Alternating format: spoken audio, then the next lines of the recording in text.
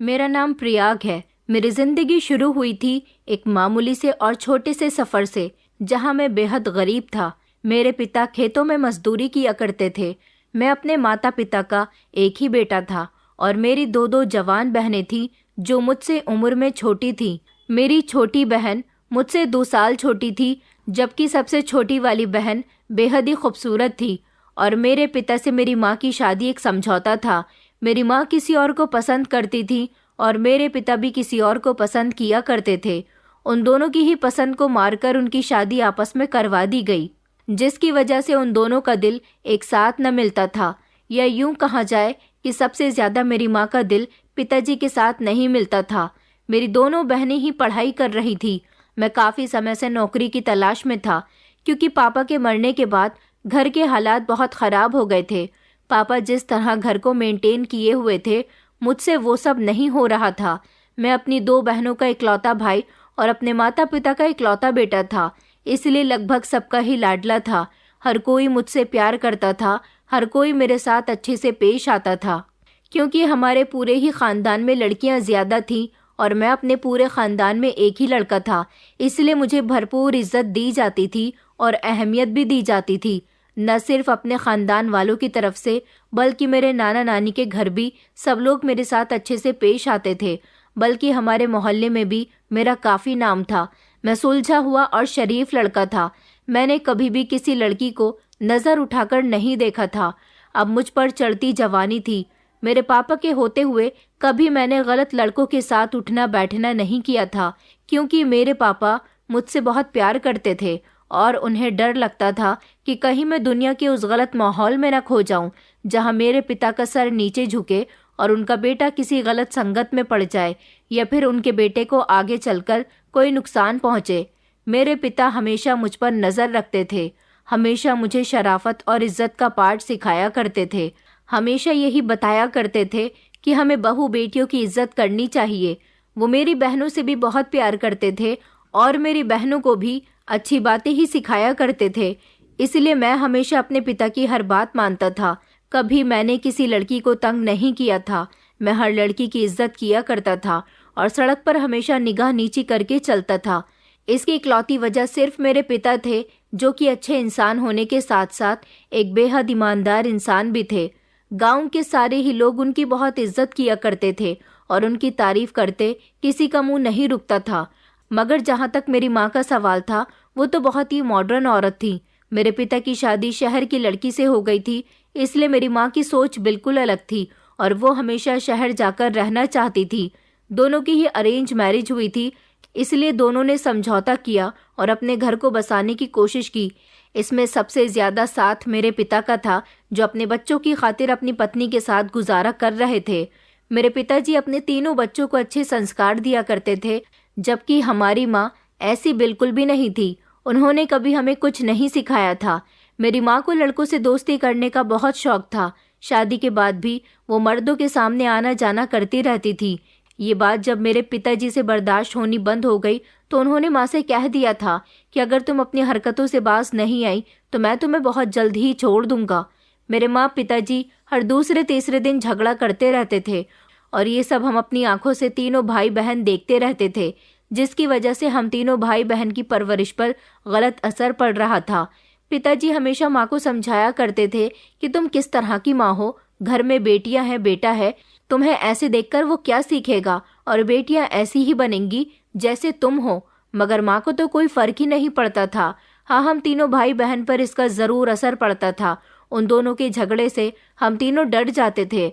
मेरी दोनों बहनें तो रोने के लिए बैठ जाती थी और मैं खामोश हो जाता था और सोचता रहता था कि पता नहीं हमारे घर में सब कुछ कब ठीक होगा और हमारे घर का माहौल भी खुशियों भरा और सुकून भरा होगा। जब मेरी माँ पिताजी की कोई बात नहीं मानती थी, तब उन लोगों के बीच बहुत झगड़ा होता था, क्योंकि मेरी माँ की आदत थी वो सच संवर कर पड़ोस के घरों में जाया करती थी। ये बात मेरे पिता को बिल्कुल भी पसंद नहीं थी और किसी भी मर्द से बातें कर लिया करती थी। उनको किसी भी मर्द से बात करने में शर्म नहीं आती थी। घर में उनकी जवान बेटियां थी, वो ये भी नहीं सोचती थी कि उनकी ऐसी हरकतों से उनकी बेटियों पर क्या और कैसा असर पड़ेगा। मेरी बहनें तो मेरी माँ पर नहीं गई थी। कभी कभी मुझे ऐसा लगता था जैसे पिताजी बेवजह ही माँ पर गुस्सा करते रहते हैं। हो सकता है कि पिताजी को कोई गलतफहमी होती हो। मेरी माँ एक हंसमुख औरत थी जो ज्यादातर सबसे ही हंसकर बात किया करती थी। शायद वो एक शक करने वाले इंसान है, लेकिन ये शक मेरे दिल से उस दिन दूर हुआ था जब पिताजी के काम पर जाते ही माँ ने घर के अंदर 2 मर्दों को बुला लिया था। ये सब जब मैंने अपनी आंखों से देखा तो मुझे यकीन हो गया कि मेरे पिता अपनी पत्नी पर गलत शक नहीं करते, लेकिन वो मेरी माँ थी, मैं उनको बुरा भला कैसे कह सकता था। इसलिए मैं खामोश रहा। अगर मुझसे कोई कहता कि तुम्हें अपने माता और पिता में से किससे सबसे ज्यादा प्यार है, तो मैं यही कहता कि मुझे सबसे ज्यादा प्यार अपनी माँ से है, क्योंकि माँ सारा दिन घर में रहती थी, मेरा ख्याल रखती थी, मेरे लिए खाना बनाया करती थी, मुझे अपने हाथों से खाना खिलाया करती थी। वो इतना ख्याल मेरी बहनों का भी नहीं रखती थी जितना कि मेरा रखती थी। इसलिए मैं सबसे ज्यादा लाडला अपनी माँ का था और सबसे ज्यादा प्यार भी उनको ही किया करता था। मेरी बहनें भी बहुत अच्छी थी, घर के कामकाज किया करती थी और साथ ही साथ पढ़ाई भी कर रही थी। एक दिन पिताजी हमें इस दुनिया से छोड़कर चले गए। हमें उनकी मौत पर बहुत अफसोस हुआ था। सबसे ज्यादा अफसोस माँ पर था, जिनको पिताजी के मरने के बाद अपनी गलतियों का एहसास हो गया था। उनको यही लगा कि उन्हें अपने पति की बात माननी चाहिए थी, मगर अब दौर कुछ और आ गया था। घर के हालात खराब हो गए तो मेरी बड़ी बहन ने नौकरी करनी शुरू कर दी थी। चाहता तो मैं भी यही था कि मेरी भी नौकरी लग जाए। मेरी बहन मुझसे छोटी थी, मुझे अच्छा नहीं लगा कि वो घर से बाहर निकलकर नौकरी करे, लेकिन मैं क्या करूं, मुझे कहीं नौकरी नहीं मिल रही थी। मेरी सबसे छोटी वाली बहन बेहद ही खूबसूरत थी। अभी उसकी उम्र सिर्फ 15 साल थी, लेकिन उसकी हाइट हेल्थ अच्छी थी, इसलिए वो बड़ी बहन के बराबर ही लगती थी। मेरी एक बहन का नाम आकांक्षा और दूसरी वाली बहन का नाम मीनाक्षी था। आकांक्षा ही स्कूल में टीचिंग करके पैसे लाकर दे रही थी, जिससे हमारे घर का गुजारा हुआ। एक दिन माँ कहने लगी कि बेटा, तुम तो जानते हो कि मैं शुरू से ही तुम्हारे पिताजी से शहर जाने के लिए कहती रही हूँ, क्योंकि मैं शहर की रहने वाली हूँ। यहाँ मेरा गांव में मन नहीं लगता। अब तुम्हारे पिता इस दुनिया में नहीं रहे, यहाँ इस गांव में रखा ही क्या है। तुम लोगों के लिए कोई अच्छी सी नौकरी भी नहीं है। मैंने और तुम्हारे पिता ने तुम्हें पढ़ाया लिखाया, लेकिन यहाँ कुछ काम नहीं आ रहा। मैं चाहती हूँ कि हम सब लोग मिलकर शहर चलते हैं। आकांक्षा भी यहाँ गांव के सरकारी स्कूल में नौकरी करके थोड़े ही पैसे लेकर आती है, लेकिन शहर में बहुत सारी नौकरियां हैं। प्रयाग बेटा, वहाँ तुम्हें भी नौकरी मिल जाएगी और आकांक्षा भी नौकरी करने लगेगी। बल्कि मैं तो ये चाहती हूँ कि मैं खुद भी वहाँ कोई काम धंधा ढूंढ लूंगी। मुझे और मेरी दोनों बहनों को इस बात से कोई एतराज नहीं था। हमने सोचा कि माँ बिल्कुल ठीक कह रही है, इसलिए हम लोग अपना बोरिया बिस्तर बांधकर शहर के लिए रवाना हो गए थे। हमने अपना गांव वाला घर बेच दिया और शहर जाकर किराए पर रहने लगे। मेरी पढ़ाई तो वैसे भी पूरी हो गई थी। माँ मेरी शादी करना चाहती थी, लेकिन अभी हमारे फाइनेंशियल हालात कुछ ठीक नहीं थे। पहले मैंने सोचा था कि मैं अपनी बहनों की शादी करूंगा। छोटी बहन की भले ही ना कर सकूं, उसकी शादी में अभी काफी समय है, लेकिन आकांक्षा की शादी पहले कर दूंगा, उसके बाद ही अपनी शादी करूंगा। मगर मुझे ये नहीं पता था कि शहर जाने के बाद मेरे रंग ढंग सोच विचार सब कुछ बदल जाएंगे। मैं गांव में था तो एक सादगी भरी जिंदगी गुजार रहा था, लेकिन जैसे ही शहर पहुंच गया तो वहां मैं खुद पर कंट्रोल नहीं कर सका। यहाँ शहर में मेरे नए दोस्त बने। शहर में हमने किराए का घर ढूंढ लिया था और हमने अपना गांव वाला घर जो बेचा था उसके पैसे हमारे पास मौजूद थे। उन पैसों से मैंने आकांक्षा की शादी कर दी। यहाँ शहर में ज्यादा समय तक मेरी बहन नौकरी तो न कर सकी, लेकिन इतना हो गया था कि उसके लिए एक अच्छा लड़का मिल गया था। मेरी बहन अपने ससुराल में बस गई थी और हम लोग यहाँ शहर में अच्छी तरह से एडजस्ट हो गए थे। मुझे भी शहर का माहौल अच्छा लगा था। अब पता चला कि माँ क्यों हमेशा पिताजी से शहर आने के लिए लड़ती रहती थी। मेरे पिता शुरू से ही अपने गांव में रहे थे, इसलिए उन्हें गांव के माहौल की आदत थी। उन्हें वैसे भी माँ का मॉडर्न माहौल और उनके मॉडर्न ख्याल पसंद नहीं थे। यहाँ शहर आने के बाद मेरी एक छोटी सी कंपनी में नौकरी लग गई थी, जहाँ मुझे अच्छे पैसे मिल जाया करते थे। कंपनी के ही कुछ लड़कों से मेरी जान पहचान हुई और उसके बाद वही जान पहचान दोस्ती में बदल गई। अब मेरे घर पर भी मेरी माँ और छोटी बहन मीनाक्षी ही रह गए थे। मीनाक्षी अभी अपनी पढ़ाई कर रही थी। यहाँ शहर आने के बाद उसे अच्छी शिक्षा हासिल हुई। शहर आने के बाद सब कुछ बिल्कुल ठीक चल रहा था। हमारे पास सब कुछ था। अगर कुछ नहीं था तो वो था हमारा अपना घर, जिसका हर महीने हमें ज़्यादा कीमत पर किराया देना पड़ता था। लाइट का बिल, गैस का बिल, ये सारी ही चीज़ें मेरी कमर तोड़कर रख दिया करती थी और मैं अकेला ही कमाने वाला था। मगर इस समय मेरी माँ ने मदद की। मीनाक्षी स्कूल चली जाती थी और मैं नौकरी करने के लिए चला जाता था। घर में मेरी माँ अकेली रह जाती थी। शुरू शुरू के दिनों में मुझे अपने घर का खर्च उठाने में बहुत परेशानी हुई थी, क्योंकि कभी पिताजी ने अपने होते हुए मेरे सर पर कोई परेशानी नहीं आने दी थी। हाँ, लेकिन जैसे जैसे हम लोग यहाँ सेटल होते गए तो माँ मेरी मदद करने लगी। न जाने माँ के पास इतने पैसे कहाँ से आ जाया करते थे। घर के सारे खर्च वो खुद करती थी। मुझे तो बस हर महीने घर का किराया देना होता था। माँ के पास इतने पैसे कहाँ से आते थे, इस बात की सच्चाई भी एक दिन मुझे पता चल गई थी। मुझे तो लगा था कि पिताजी के मरने के बाद माँ सुधर गई है। एक दिन जब मैं ऑफिस से जल्दी घर आ गया और जैसे ही घर के अंदर दाखिल हुआ तो मैंने यहाँ शहर के इस किराए वाले घर से भी कुछ मर्दों को निकलते हुए देखा। और ऐसा मैंने सिर्फ एक बार नहीं बल्कि कई बार देखा था। वो अकेले घर में होने का फायदा उठाया करती थी। तभी तो मैं सोचता था कि उनके पास इतने पैसे कहाँ से आते थे। मेरी आधी सैलरी तो घर का किराया देने में निकल जाती थी और बाकी के पैसे मैं अपने ऊपर खर्च कर लिया करता था। माँ ना तो घर के खर्चों के लिए मुझसे पैसे मांगती थी और ना ही उन्हें कभी पैसों की ज़रूरत हुई थी। अब मुझे समझ आ गया था, लेकिन मैं खामोश था। अपनी माँ से कोई सवाल नहीं कर सका। फिलहाल ये सब कुछ मेरी माँ मेरी छोटी बहन के और मेरे पीछे किया करती थी। जिंदगी इसी तरह से गुजर रही थी। मुझे नहीं पता था कि यहाँ शहर का माहौल और रंग ढंग कैसा होता है, लेकिन यहाँ मेरे नए दोस्तों ने मुझे सब कुछ सिखा दिया था। वो मुझे बार और क्लब भी लेकर जाते थे। मैं उनके साथ स्मोकिंग भी करने लगा था। देर रात तक घर आने लगा था। मैं हर तरह से बिगड़ चुका था। हाँ, मगर किसी औरत या लड़की पर मैंने अभी तक गलत नज़र नहीं डाली थी, क्योंकि मुझे अपने पिताजी की कही हुई बात बहुत अच्छे से याद थी। वो हमेशा मुझे यही सिखाया करते थे कि बेटा, हर औरत और लड़की की इज्जत किया करो। हमारे घर की बहू बेटियां हमारे घर की इज्जत होने के साथ साथ रौनक भी होती है। अगर किसी की बेटी की इज्जत चली जाए तो उसकी रौनक भी साथ साथ चली जाती है। मैंने अपने पिताजी की इस बात पर अपनी गांठ बांध ली थी, लेकिन मुझे ये नहीं पता था कि यहाँ शहर आने के बाद मैं अपने पिता की कही हुई एक एक बात को भूल जाऊंगा। मैंने अपनी पुरानी नौकरी छोड़ दी थी, जिसको मैंने यहाँ शहर में आते ही किया था। मैं दिमाग से बहुत इंटेलिजेंट था, अच्छा खासा पढ़ा लिखा था, सब कुछ बहुत अच्छे से जानता था। मुझे ऐसा लगा कि गुजरते हुए वक्त के साथ साथ मुझे सैलरी कम मिल रही है, इसलिए मैंने उस नौकरी से अपनी जान छुड़ा ली और जहाँ ज़्यादा सैलरी मिल रही थी वहाँ नौकरी करने लगा। लेकिन वहाँ मेरी परफॉर्मेंस बहुत ही अच्छी रही। नौकरी करते करते मुझे उस कंपनी का मैनेजर बना दिया गया और अब मैं अपने बॉस का राइट हैंड बन चुका था। मेरे पास अब पैसों की कोई कमी नहीं रही थी। हमारे हालात बहुत अच्छी तरह से बदल गए थे। ये सब कुछ मेरी माँ की प्रार्थनाओं का नतीजा था, जो हमेशा मेरे कामयाब होने की प्रार्थना करती रहती थी। शहर आने के बाद पूरी तरह से हमारे दिन बदल गए थे। मुझे कामयाब होने में लगभग 7 साल का समय लग चुका था और मेरी उम्र 32 साल हो गई थी। माँ का कहना था कि बेटा, अब मैं तुम्हारी शादी करना चाहती हूँ। हमारे पास अब सब कुछ है, अब तो तुम शादी कर सकते हो। लेकिन मुझे ऐसा लगता था कि नहीं, मुझे अभी थोड़ा और पैसा कमाना है।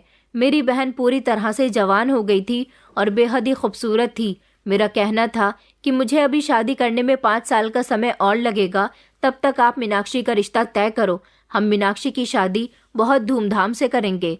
माँ कहती थी कि बेटा, जब तक तो तुम्हारी उम्र और ज़्यादा निकल जाएगी। मगर मेरा मानना था कि पैसा बहुत ताकतवर होता है। मेरी उम्र निकल जाएगी तो क्या हुआ, मेरे पास ज़्यादा पैसा होगा तो मुझे शहर की सबसे खूबसूरत लड़की भी मिल जाएगी। अभी तो फ़िलहाल 2 साल तक मेरी बहन ने भी शादी से इनकार कर दिया था। उसका कहना था कि वो अभी और पढ़ाई करना चाहती है। ऊपर वाले ने मुझे और कामयाब कर दिया और अब मैं अपनी ही कंपनी का मालिक बन गया था। मैंने एक छोटी सी अपनी कंपनी अलग खोल दी थी, जिसमें मैं बिजनेस करने लगा था। अब जो थोड़े बहुत पैसों की तंगी थी वो भी पूरी हो गई थी। मैंने अपना ही बड़ा सा घर खरीद लिया था, अपनी कार भी खरीद ली थी और घर में हर तरह की सहूलत मौजूद कर दी थी। मैं बहुत खुश रहने लगा था। मेरे अंदर पैसा आने के साथ साथ घमंड भी आने लगा था। मुझे ऐसा लगता था जैसे मैं पैसे से सब कुछ खरीद सकता हूँ। मैंने लड़कियों पर गंदी नज़र रखना शुरू कर दी थी। मेरे सामने जो भी लड़की आती, बस मैं उसको इस्तेमाल करने के बारे में सोचता था। मेरी कंपनी में एक शेखर नाम का लड़का नौकरी करता था। उसकी अभी हाल फिलहाल में ही शादी हुई थी। उसने मुझे अपनी शादी में इनवाइट किया था। वो मुझसे उम्र में छोटा था। उसकी पत्नी बेहद सुंदर थी। सारे ही लोग दुल्हन की तारीफ कर रहे थे। शेखर की शादी को 6 महीने ही गुजरे कि अचानक एक हादसे ने उसकी जान ले ली थी। हादसा इतना खतरनाक था कि उसकी मौके पर ही मौत हो गई और उसकी पत्नी 6 महीने की विधवा बन गई थी। पता चला कि उसकी पत्नी मां बनने वाली है, इसलिए अभी तक वो उसके ही घर में रह रही है। मुझे जब ये बात ऑफिस के लोगों के थ्रू पता चली तो मैंने सोचा कि मुझे उसकी पत्नी की कुछ मदद करके आनी चाहिए। शेखर के माता पिता इस दुनिया में नहीं थे। उसके घर में अब उसकी पत्नी के अलावा और कोई भी नहीं था। मैं शेखर के घर चला गया और अपने पास थोड़े से पैसे रखकर ले गया था ताकि वो पैसे शेखर की पत्नी को देकर उसकी कुछ मदद कर सकूं। जब मैं वहां पहुंचा तो उसकी पत्नी ने मुझसे बहुत अच्छे से बात की, मगर ना जाने कि उसकी पत्नी की सुंदरता देखकर मेरी नियत उस पर खराब होने लगी। एक पल के लिए मैंने ये भी सोचा कि नहीं, वो बेचारी विधवा है और माँ भी बनने वाली है, मगर फिर भी मेरे दिमाग में शैतानी ख्याल आने लगे और मैंने उसके अकेलेपन का फायदा उठाते हुए उसे घर के अंदर दबोच लिया और उसके साथ वो किया जो मुझे नहीं करना चाहिए था। वो बेचारी बेसुध जमीन पर पड़ी हुई थी। मेरा काम हो गया तो मैं वहां से जाने लगा। उसने मुझे जाते हुए देखकर आवाज लगाई और कहने लगी कि आपने मुझ जैसी अबला के साथ ठीक नहीं किया। आज आपने मेरे साथ ये सब किया है। मेरी बद्दुआ है आपको भी कि आपके भी किसी अपने के साथ कुछ ऐसा ही होगा जिसकी तकलीफ आपसे देखी नहीं जाएगी। मैं जोर जोर से हंसने लगा और कहने लगा कि तुम मुझे बद्दुआ दे रही हो। तुम्हारी बद्दुआ मुझे नहीं लगेगी। अब तुम्हें मुझसे कोई नहीं बचा सकता क्योंकि मेरा तुम पर दिल आ गया। अब मैं यहाँ हमेशा आता रहूंगा, तुम्हारी मदद करने नहीं बल्कि तुम्हारे साथ अपना दिल भरने के लिए। वो जोर जोर से चीख रही थी, रो रही थी, लेकिन उसके रोने का मुझ पर कोई असर नहीं पड़ा। अब मैं हर दूसरे तीसरे दिन रात के समय उसको इस्तेमाल करने के लिए आ जाता था, मगर एक गड़बड़ हो गई थी। इसी बीच उसकी हालत बहुत बिगड़ गई और उसने अपने बच्चे को खो दिया जो उसके पति की आखिरी निशानी थी। मैंने उसका इलाज करवाया। वो जब भी मुझे अपने सामने देखती मुझे बद्दुआ ही दिया करती थी। उसकी बद्दुआओं से मुझे कोई फर्क नहीं पड़ता था। मुझे ऐसा लगता था जैसे जिसका इस दुनिया में कोई नहीं होता उसकी बद्दुआ सुनने वाला भी कोई नहीं होता और बद्दुआओं से कुछ नहीं होता। शेखर की पत्नी दिन ब दिन कमजोर होती जा रही थी, लेकिन कुछ समय तक उसे इस्तेमाल करने के बाद मेरा उससे दिल भर गया था। फिर मैंने कभी उससे मिलने की कोशिश नहीं की। वो इस शहर में अकेली थी, यहाँ उसका कोई भी नहीं था, पर मैंने उसे अच्छी तरह से डरा धमका दिया था कि अगर तुमने मेरे बारे में किसी को भी कुछ बताया तो अच्छा नहीं होगा। तुम मुझ पर बाद में इल्जाम लगाओगी, पहले मैं तुम्हें इतना बदनाम कर दूंगा कि तुम किसी को अपना मुंह दिखाने लायक नहीं रहोगी। तभी तो वो काफी समय तक खामोश रही। भले ही उसकी जबान से कुछ न निकलता था, मगर उसके दिल से निकलने वाली बद्दुआ मेरे लिए इकट्ठी हो रही थी। इस तरह अब मैं कहीं न कहीं मुंह मार लिया करता था और अपनी इच्छा किसी भी लड़की से पूरी कर लिया करता था। कोठे पर जाकर या फिर किसी लड़की पर मेरा दिल आ जाता, वो खामोशी से राजी होकर मेरी बात मान लेती तो ठीक, वरना जबरदस्ती करने में मैं देर नहीं लगाता था। मैं सारी सारी रात घर नहीं आता था। मैं अपनी माँ का इकलौता सहारा था और अपनी बहन का भी। एक दिन मेरी माँ ने मुझसे सवाल किया कि बेटा, तुम सारी सारी रात घर से बाहर क्यों रहते हो? तुम जानते हो कि यहाँ तुम्हारी माँ और बहन घर में अकेली होती हैं। दिन तो हम लोग जैसे तैसे गुजार लेते हैं, लेकिन रात को मुझे तुम्हारी फिक्र लगी रहती है। जिनके घर में मर्द नहीं होते, लोग उन लोगों के घर पर बहुत जल्दी नजर रखने लगते हैं। आखिर तुम कहाँ जाते हो? मैंने उस दिन पहली बार अपनी माँ से बदतमीजी की थी और कहा कि मैं कहीं भी जाऊं, आपको मुझ पर नजर रखने की जरूरत नहीं है और आप ये कब से अच्छी और समझदारी की बातें करने लगी हो? आपको मेरे बिना डर लगता है? ये बात कहकर मैंने जोर जोर से हंसना शुरू कर दिया। मेरी माँ मुझे गौर से देख रही थी क्योंकि वो भी नहीं समझ पा रही थी कि आखिर उनके बेटे को क्या हो गया। उन्होंने अपनी आंखों में आंसू भरकर कहा कि बेटा, तुम मुझ पर हंस रहे हो। मैंने कहा नहीं, मैं आप पर नहीं हंस रहा, बल्कि उस औरत पर हंस रहा हूँ जो अपने पति के होते हुए भी दूसरे मर्दों के साथ ताल्लुक बढ़ाती थी। इतना ही नहीं, पति के मरने के बाद बेटा और बेटी के घर से निकलते ही मर्दों को घर में बुलाया करती थी। आज वो औरत बात कर रही है कि उसे अपने घर पर मर्दों की नज़र से डर लग रहा है। मेरी माँ कहने लगी कि बेटा, मैंने अपने भगवान से अपने पापों की माफ़ी मांग ली है। मैं बहुत शर्मिंदा हूँ, लेकिन तुम्हारे पिता के मरने के बाद मैंने ये सब मजबूरी के तहत किया। मैंने कहा आखिर आपकी ऐसी कौन सी मजबूरी थी? मैं नौकरी कर रहा था ना, क्या इतने पैसों में आपका गुजारा नहीं हो रहा था? माँ कहने लगी कि हाँ, तुम्हारे दिए गए पैसों में गुजारा नहीं हो रहा था। तुम इकलौते कमाई करने वाले थे और घर के खर्चे 10 तरह के थे। तुम्हारी शादीशुदा बहन भी यहाँ आती है, उसका भी लेन देन है और भी 100 खर्चे हैं। अब मैं बार बार तो तुम्हारे आगे पैसों के लिए हाथ नहीं फैला सकती थी। जब मुझे दिख रहा था कि मेरे बेटे की कमाई अभी ज्यादा नहीं है, तो मैंने सोचा कि मैं अपनी जिंदगी में अपने पति के जीते जी बहुत सारे पाप किए हैं, लेकिन अगर अपने पति के मरने के बाद मैं अपने बेटे का बोझ हल्का करने के लिए ये पाप 1-2 बार और कर लूंगी तो कोई गलत बात नहीं है। माँ की बात सुनकर मुझे बहुत गुस्सा आया था।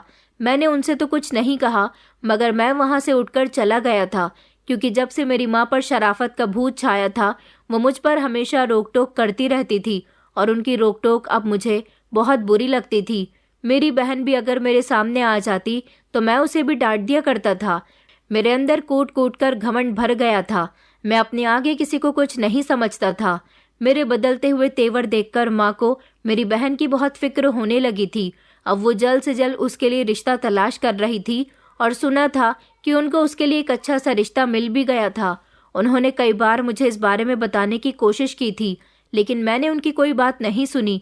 शेखर की पत्नी के बजाय मैंने और भी बाकी सारी कमजोर और लाचार लड़कियों की इज्जत के साथ इसी तरह से खेला था और अब मैं इस खेल में अच्छी तरह से माहिर हो गया था। मुझे जिस लड़की का भी डर होता कि ये मुझे बदनाम करने की कोशिश करेगी, मैं उसका मुंह बंद कर दिया करता था, पैसे देकर या फिर उसे डरा धमकाकर, जिसकी वजह से किसी भी लड़की की मेरे खिलाफ आवाज उठाने की हिम्मत ही नहीं होती थी। कुछ दिन और इसी तरह से गुजर गए थे। मेरी माँ के सामने धीरे धीरे मेरी हरकतें खुलने लगी थी। माँ कहती थी कि बेटा, मैं समझ गई हूँ, तुम्हें अपने पैसे का घमंड हो गया। मुझे तो लगता है कि तुम गलत कामों में पड़ गए हो, क्योंकि तुम्हारे 1-2 दोस्त के थ्रू मुझे पता चला कि तुम अब पहले से काफी बदल गए हो। देखो बेटा, ध्यान रखो कि तुम्हारे घर में जवान बहन है। तुम्हारे पिता हमेशा तुम्हें यही समझाया करते थे कि किसी भी औरत पर गलत नजर मत डालना। घर में तुम्हारी बहन भी मौजूद है। अगर कभी किसी ने उस पर गलत नजर डाली तो तुम्हें कैसा महसूस होगा? मैं हमेशा अपनी माँ को ये कहकर चुप करा दिया करता था कि ऐसी बातें आप पर शोभा नहीं देती। कभी आपने अपने पति की इज्जत का ख्याल नहीं किया तो फिर आप मुझे ये सीख मत दिया करो। मुझे नहीं पता था कि मेरे किए का आगे चलकर क्या नतीजा निकलने वाला है। मैं तो हमेशा वही करता था जो मेरा मन करने लगा था। शादी करके मैं अपने आप को कैद करना नहीं चाहता था। सुना था कि जब लड़कों की शादी हो जाती है तो वो जितना अपनी जिंदगी को अपनी मर्जी के मुताबिक जीना चाहें, लेकिन शादी के बाद जिंदगी में बदलाव आ ही जाते हैं। पत्नी रोक टोक करने लग जाती है और बच्चे भी हो जाते हैं। मगर मैं ऐसा कुछ नहीं चाहता था। मैं चाहता था कि अभी मैं अपनी जिंदगी को और ज्यादा एंजॉय करूं। जो मेरा मन करता वो सब कुछ करूं। मेरे रास्ते में कोई रुकावट नहीं आनी चाहिए। अगर कोई लड़की मुझे बद्दुआ देती तो मैं बाद में बैठकर सोचा करता था कि मैंने गलत किया, मगर फिर ये सोचता था कि मैंने कुछ भी गलत नहीं किया। अमीर लोग कभी कुछ गलत नहीं करते, ये सारे तो उनके शौक होते हैं, बल्कि गलती तो हमेशा गरीबों से होती है। एक दिन मेरे दोस्त की बर्थडे पार्टी थी। उसने अपने घर में ही बर्थडे पार्टी रखी थी और वहां पर उसने कुछ लड़कियों को भी बुलाया था। वहां से मौज मस्ती करने के बाद मैं अपने घर के लिए रवाना हुआ। रात काफी हो चुकी थी। सिग्नल पर गाड़ी रुकी तो मैंने फौरन ही अपनी जेब से लाइटर निकालकर सिगरेट जला लिया था। इतने ही देर में एक लड़की दौड़ती हुई मेरे पास आई और कहने लगी कि भगवान के नाम पर साहिब जी थोड़े से पैसे दे दो। मेरे भाई बहन सुबह से भूखे हैं, मुझे उनके लिए खाना लेकर जाना है। सुबह से लोगों से भीख मांग रही हूँ, इतने पैसे जमा नहीं हुए कि अपने भाई बहन के लिए खाना लेकर जा सकूं। वो मेरे आगे हाथ जोड़कर कहने लगी कि साहब प्लीज पैसे दे दो ना। वो इतनी खूबसूरत लड़की थी कि उसकी सुंदरता उसके फटे पुराने कपड़े और उसके मेले रंग के पीछे छुप गई थी। शायद वक्त और हालात ने उसे ऐसा बना दिया था। गरीबी इंसान को क्या कुछ करने पर मजबूर नहीं कर देती। शायद गरीबी के कारण और अपने परिवार का पेट भरने के लिए ये सड़क पर भीख मांगने के लिए उतर आई है। वो इतनी सुंदर थी कि मेरा चेहरा उसके चेहरे पर अटक कर रह गया था। वो कम उम्र की खूबसूरत लड़की थी। रात के अंधेरे में उसकी सुंदरता चमक रही थी। काफी देर तक मैं उसे देखता रहा था। उसको देखते ही मेरी उस पर नियत खराब होने लगी थी। बस मुझे तो जैसे तैसे अपने मकसद को उससे पूरा करना था।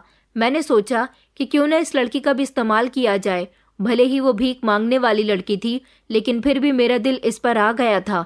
मैं काफ़ी समय तक उसके चेहरे की तरफ देखता रहा तो वो मेरी आंखों के सामने हाथ हिलाते हुए कहने लगी कि साहब, थोड़ा जल्दी कीजिए, मेरे बूढ़े पिता और छोटे भाई बहन घर में अकेले हैं और भूखे हैं। वो लोग मेरा इंतज़ार कर रहे होंगे। रात काफ़ी हो चुकी है, मुझे अपने घर जाना है। मैं जाऊंगी तभी उन लोगों का पेट भरेगा। उन्हें मुझसे उम्मीद है, मैं उनकी उम्मीदों को तोड़ना नहीं चाहती। उसके शब्दों में बेहद तकलीफ थी और दर्द छुपा हुआ था जिसको मैं अच्छी तरह से नोटिस कर रहा था। अगर मैं चाहता तो उसकी मदद कर देता और खामोशी से वहाँ से चला जाता, मगर मुझे भी तो अपना मकसद पूरा करना था। आज तक बिना फ़ायदे के तो मैंने किसी का भी साथ नहीं दिया था, चाहे वो एक छोटा सा बच्चा हो या कोई जवान। मैं हमेशा ही अपना मतलब निकालने में कामयाब रहता था और इस लड़की से तो मेरा बहुत बड़ा मतलब था। मैंने उससे कहा कि मैं तुम्हें पैसे देने के लिए तैयार हूँ, पहले आओ तो मेरी गाड़ी में बैठ जाओ, मैं तुम्हें तुम्हारी मदद के मुताबिक पैसे भी दे दूंगा और आगे एक बहुत शानदार होटल है, वहाँ से तुम्हारे भाई बहन के लिए खाना भी पैक करवा दूंगा। उसके बाद तुम अपने घर आसानी से चली जाना। तुम्हारे भाई बहन तुम्हें देखकर खुश हो जाएंगे। वो अजीब नज़रों से मेरे चेहरे की तरफ देखने लगी और कहने लगी कि साहब, मैं आप पर कैसे यकीन कर सकती हूँ। मेरे पिताजी ने मुझे मना किया हुआ है कि किसी के साथ कहीं मत जाना, भीख लेना और उसे जाने देना। मैं आपके साथ कहीं नहीं जा सकती और ना ही आपकी गाड़ी में बैठ सकती हूँ। आप मुझे ऐसे ही पैसे दे दीजिए, मैं अपने भाई बहन के लिए खाना खुद खरीद लूँगी। मैंने उस पर गुस्से से चिल्लाते हुए कहा कि तुमने मुझे गलत इंसान समझा हुआ है क्या? मैं तो तुम्हारी मदद करने के लिए यहाँ तुम्हारी बात सुन रहा हूँ। इतनी देर तक तो मैं किसी से भी बात नहीं करता। मैंने सोचा कि मैं तुम्हें इतने पैसे दे दूंगा कि तुम्हें कभी भीख मांगने की ज़रूरत नहीं पड़ेगी, मगर तुम तो मुझे ही ज्ञान दे रही हो। अच्छा तो ठीक है, फिर तुम मुझे गलत समझती हो तो मैं तुम्हारी मदद नहीं कर सकता। इतना कहकर ही मैं गाड़ी स्टार्ट करने ही वाला था, उसने फौरन ही गाड़ी का शीशा अपने हाथों से पकड़ लिया और कहने लगी कि अरे नहीं साहब, नहीं नहीं, ये बात नहीं है, मुझे पैसों की सख्त ज़रूरत है। मेरे पिताजी की भी मुझे दवाई लेनी है, वो घर में बीमार पड़े हुए हैं और भाई बहन भूखे हैं, लेकिन मुझे डर लग रहा है, मैं आप पर विश्वास करने से डर रही हूँ। मेरे पिताजी कहते हैं कि हमें किसी पर भी आसानी से भरोसा नहीं करना चाहिए। वो लड़की मुझे बहुत ही समझदार और चालाक लग रही थी। मुझे उस पर गुस्सा भी आ रहा था, लेकिन मैंने ठान लिया था कि इसका तो मुझे कुछ न कुछ करना ही पड़ेगा। मैंने उससे कहा कि तुम्हें मुझसे डरने की ज़रूरत नहीं है, मैं तुम जैसे न जाने कितने लोगों की मदद करता हूँ। चलो मेरी गाड़ी में बैठो। देखो, अगर अपने भाई बहन का पेट भरना है और अपने पिता के लिए दवाई खरीदनी है तो मेरे साथ चलना ही होगा, क्योंकि यहाँ बीच रास्ते में तो मैं तुम्हारी कोई मदद नहीं कर सकता। काफ़ी देर तक वो वहाँ खड़े होकर सोचती रही थी और मैं भी गाड़ी में वहीं पर बैठा रहा, उसको देखता रहा। इधर उसने मूर्खता दिखानी शुरू कर दी थी। वो एक नादान लड़की थी। मैं जानता था कि वो मेरे साथ चलने के लिए तैयार हो जाएगी। मैंने उसे और भी थोड़े से लालच दिए थे और इससे इधर उधर की बातें कर रहा था। बार बार उसके परिवार के बारे में भी पूछ रहा था, जिस पर वो अपनी आंखें नम करके अपने परिवार के बारे में मुझे बता रही थी कि वो बहुत गरीब परिवार की थी। अपने घर की गरीबी ही उसे यहाँ तक खींचकर ले आई थी।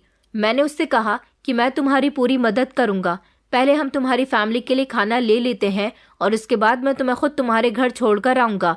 तुम्हारे पिता से भी मुलाकात करूँगा ताकि मैं उनको कोई नौकरी दे सकूँ, फिर तुम्हें इस तरह सड़कों पर भीख मांगनी नहीं पड़ेगी। वो मेरी बात सुनकर खुश हो गई थी। मैंने उसे पूरी तरह से अपने भरोसे में उतार लिया था। वो आंखें बड़ी बड़ी करके कहने लगी, क्या आप इतने अमीर हो? मैंने कहा कि हाँ, मैं बहुत ही अमीर हूँ। एक बार मुझ पर भरोसा करके तो देखो, फिर तुम्हें खुशी होगी कि तुमने मेरी बात मानकर अपने परिवार का और अपना कितना बड़ा फ़ायदा किया। वो बेफिक्र हो गई थी। मैंने उसे पीछे की सीट पर बैठने के लिए कहा था और खुद गाड़ी ड्राइव करने लगा। मैं बार बार शीशे में उसकी खूबसूरती को देख रहा था। वो मुझसे अजीबोगरीब सवाल कर रही थी। उसके चेहरे पर भी मुझे घबराहट साफ दिखाई दे रही थी। लगभग 10 मिनट तक मैं गाड़ी चलाता रहा था और उसे अपनी बातों में लेता रहा। उसके बाद मैं उसको एक सुनसान जगह पर ले गया था और वहां जाकर मैंने उसे गाड़ी से उतरने के लिए कहा। वो मासूमियत में गाड़ी से उतर गई थी और इधर उधर देखने लगी, सवाल करने लगी कि हम यहाँ पर क्यों आए हैं। शायद वो समझ रही थी कि उसने मुझ पर भरोसा करके बहुत बड़ी गलती की। आखिरकार वो जवान लड़की थी, वो घबरा गई और यही मैंने उसके साथ दरिंदगी को अंजाम दिया था। यहाँ उसकी चीख पुकार सुनने वाला कोई भी नहीं था। चारों तरफ सुनसान इलाका था। वो मेरे साथ काफ़ी हाथापाई भी कर रही थी और मैं उसे काबू करने लगा। वो बार बार मुझे बद्दुआ दे रही थी, मगर मुझे तो कोई फ़र्क ही नहीं पड़ रहा था। मैंने उसकी इज्जत को नोच डाला था। उसका इस्तेमाल करने के बाद मैंने उसे वहीं पर फेंक दिया था। उसकी हालत बहुत ख़राब हो चुकी थी। वो सुनसान और जंगली इलाका था, वहाँ जानवरों का भी आना जाना होता था। मैंने सोचा कि सुबह तक कोई ना कोई जानवर इसे खाकर ख़त्म कर देगा।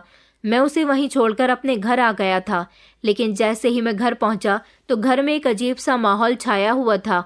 हमारे घर पर पुलिस आई हुई थी। पुलिस को देखकर मैं घबरा गया। मैंने देखा कि मेरी माँ भी तड़प तड़प कर रो रही थी। मैंने कहा, ये सब क्या हो रहा है? माँ ने मुझे रोते हुए बताया और कहने लगी कि बेटा तुम कहाँ थे? मैं तुम्हें कब से फ़ोन लगा रही हूँ, तुम फ़ोन ही नहीं उठा रहे हो। देखो बेटा, शाम के 4 बजे से तुम्हारी बहन गायब है, कॉलेज से आई ही नहीं। मैंने उसे हर तरफ तलाश कर लिया। कॉलेज वाले कहते हैं कि वो तो वहाँ से निकल गई थी। उसकी सारी सहेलियों से भी मैंने पूछताछ कर ली है, किसी को भी हमारी मीनाक्षी के बारे में कुछ नहीं पता। माँ की बात सुनकर मेरे पैरों तले से ज़मीन निकल गई थी। मैंने कहा, माँ मीनाक्षी इधर कहीं ही होगी, आपने नेबर्स में चेक किया या नहीं? माँ कहने लगी कि बेटा कहीं नहीं है। मजबूरन मुझे पुलिस को बुलाना पड़ गया, मगर पुलिस वाले कहते हैं कि 24 घंटे से पहले उसकी गुमशुदगी दर्ज नहीं करेंगे। मैंने कहा, ऐसा कैसे नहीं करेंगे? आप मेरी बहन को तलाश करिए, मेरी बहन कहाँ गई? पुलिस वालों ने कहा कि हम यहाँ आपकी माँ जी के कहने पर आ गए हैं, लेकिन हम 24 घंटे से पहले किसी की भी गुमशुदगी दर्ज नहीं करते। आप अपने दोस्तों में, रिश्तेदारों में, आस पड़ोस में अपनी बहन को तलाश करिए, उसके बाद हम लोग कोई एक्शन उठाएंगे। सारे आस पड़ोसी तो हमारे घर में मौजूद थे। मैं अपनी बहन को तलाश करने के लिए उसी समय घर से निकल गया था। उसके कॉलेज भी दोबारा से गया था। जितने लोगों को भी मेरी बहन जानती थी, मैं उन सब के पास चला गया था, लेकिन मेरी बहन मुझे कहीं नहीं मिली थी। धीरे धीरे 24 घंटे भी पूरे हो चुके थे। पुलिस ने भी मेरी बहन को तलाश करना शुरू कर दिया था, लेकिन मीनाक्षी का कुछ पता नहीं चल पा रहा था। मेरी माँ का रो रो कर बुरा हाल हो चुका था। परेशान तो मैं भी हो गया था कि आखिर मीनाक्षी कहाँ चली गई। मेरे दोस्तों को जब ये बात पता चली तो उन्होंने मुझसे कहा कि तुम्हारी बहन थी भी तो इतनी खूबसूरत कि कोई भी उसे देखकर उस पर फिदा हो सकता था। क्या पता किसी ने उसके साथ मौका मार लिया हो। मेरे दोस्तों ने ये बात हंसकर और मजाक में कही थी, लेकिन आज पहली बार मेरी छुपी हुई गैरत बाहर को आ गई थी। उनकी बात पर मुझे गुस्सा आया और मैंने अपने दोस्तों के साथ हाथापाई करनी शुरू कर दी। कहा कि तुम लोगों की हिम्मत कैसे हुई मेरी बहन के बारे में ऐसी बातें करने की। मेरे दोस्त कहने लगे कि हम ये बात एक बार नहीं बल्कि कई बार करेंगे, क्योंकि तुम भी तो अभी तक न जाने कितनी लड़कियों की इज्जत के साथ खेल चुके हो। अगर हमने तुम्हारी बहन के बारे में एक छोटी सी बात कह भी दी तो तुम इतना भड़क रहे हो। जिन लड़कियों की तुम इज्जत के साथ अब तक खेलते आए हो, वो भी तो किसी की बहन या किसी की बेटियां हैं। ये बात सुनकर न जाने क्यों मुझे एक जोरदार झटका लगा था। क्या मेरे दोस्त बिल्कुल ठीक कह रहे थे? मगर नहीं, मेरी बहन बिल्कुल सही सलामत है। मेरी बहन ज़रूर कहीं चली गई है, वो मिल जाएगी, मैं इसी उम्मीद में था। इधर घर में मेरी माँ ने रोना पीटना डाला हुआ था कि मेरी बेटी को जल्द से जल्द वापस लेकर आओ। मेरी शादीशुदा बहन और उसका पति भी हमारे घर पर आ गए थे। वो लोग भी हर तरह से मीनाक्षी को तलाश करने की कोशिश कर रहे थे। 3 दिन गुजर गए थे, मगर मीनाक्षी का कोई अता पता नहीं चला। उधर अखबारों में और सोशल मीडिया पर ये खबर हमारे शहर की चर्चा में थी कि जंगलों वाले रास्ते पर एक लड़की की बुरी हालत में लाश मिली है। जब ये बात मुझे पता चली तो मैं घबरा गया था और समझ गया था कि ये उसी लड़की की लाश है जिसको उस रात में सड़क पर ये सोचकर फेंक आया था कि कोई भी जंगली जानवर उसे खा जाएगा और इसी तरह उसकी लाश ठिकाने से लग जाएगी। मगर मुझे नहीं पता था कि उसकी लाश पुलिस के हाथ लग जाएगी। पुलिस ने उस लाश को हिरासत में लिया था और लाश को फॉरेंसिक के लिए भेज दिया गया था। पुलिस को ये पता चल गया था कि उस लड़की के साथ किसी ने दरिंदगी की है, तभी उसकी जान चली गई। पुलिस ने उसके परिवार का भी पता लगा लिया था, मगर मैं खामोश था और डर रहा था कि कहीं पुलिस मुझ तक न पहुंच जाए। अभी तक पुलिस को मेरे बारे में कुछ पता नहीं चला था। दूसरी तरफ मैं अपनी बहन की वजह से बहुत परेशान था। सारी परेशानियों ने एक साथ मुझे घेर लिया था। मेरा दिन रात का सुकून खत्म हो चुका था। मीनाक्षी कहाँ चली गई थी, मेरी कुछ समझ नहीं आ रहा था। मैं मीनाक्षी का पता लगाऊं या फिर अपने आप को पुलिस के डर से कहीं छुपाकर बैठ जाऊं, मगर लाख कोशिशों के बावजूद भी पुलिस मुझ तक पहुंच गई थी। पुलिस ने मुझे अरेस्ट कर लिया था और जब मेरे साथ इन्वेस्टिगेशन की गई तो ये बात सच साबित हुई थी कि उस भीख मांगने वाली लड़की के साथ दरिंदगी करने वाला इंसान कोई और नहीं बल्कि मैं ही था। जब ये बात मेरी माँ और बहन को पता चली तो उन्होंने कहा कि ये सब तुम्हारे ही कर्मों का नतीजा है जो तुम्हारी बहन गायब हुई है। हमें तो डर है कि कहीं तुम्हारे कर्मों का नतीजा तुम्हारी बहन को ना मिला हो। ये सुनकर मैं डर गया था। मेरी बहन मासूम थी, भले ही वो जवान थी मगर वो बहुत सीधी सादी और भोली भाली लड़की थी। पुलिस के पास सबूत थे और सबूतों के तहत मैं इस बात को झुठला नहीं सकता था कि मैंने उस लड़की के साथ गलत नहीं किया। जिस सिग्नल पर मैं अपनी गाड़ी रोककर खड़ा हुआ था वहां की सीसीटीवी फुटेज से मेरी गाड़ी का नंबर निकाल लिया गया था, क्योंकि वहां मेरी गाड़ी के पास ही खड़े होकर वो लड़की काफी देर तक मेरे साथ बातचीत करती रही थी और फिर वहां से मेरे साथ गाड़ी में बैठकर चली गई थी। उसके पिता ने पुलिस को बता दिया था कि उनकी बेटी किस एरिया में भीख मांगा करती थी, इसलिए पुलिस ने उसी एरिया के सीसीटीवी फुटेज खंगाले थे जहां से उनको आरोपी का पता चल गया था। पुलिस को शक था कि मैंने अपनी बहन को भी गायब करवाया है, लेकिन कोई भला अपनी बहन को गायब कैसे करवा सकता है। मुझे जेल लाया गया था। मेरी बहुत पिटाई हुई थी। यहाँ पैसा, जान पहचान कुछ भी काम नहीं आया था और अब मुझे एहसास हो रहा था कि बद्दुआओं का असर कितना खतरनाक होता है, क्योंकि मुझे उन सभी की बद्दुआएं लगी थी जिनके साथ मैंने गलत किया था। मुझे सजा हो गई थी और मैं जेल की सलाखों के पीछे पहुंच चुका था।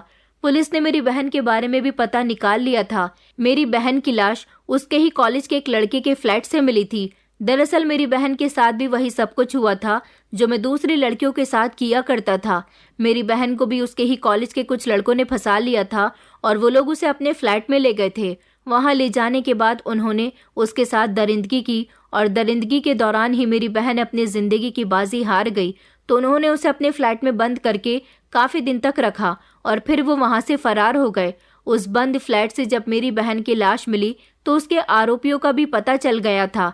अब मुझे पता चला था कि बद्दुआओं का असर कितना खतरनाक होता है। मेरा पूरा परिवार एक झटके में बिखर कर रह गया। मैं जेल आ गया था। मेरी बहन इस दुनिया को छोड़कर चली गई। मेरी माँ ये सदमा बर्दाश्त न कर सकी तो वो भी जिंदा न रही। जब हम गलत रास्ते पर चलने लगते हैं तो हमें ये एहसास नहीं होता कि हम क्या कर रहे हैं और हमारे साथ आगे इसका बदला भी होने वाला है। दोस्तों, उम्मीद करती हूँ आपको हमारी कहानी पसंद आई होगी।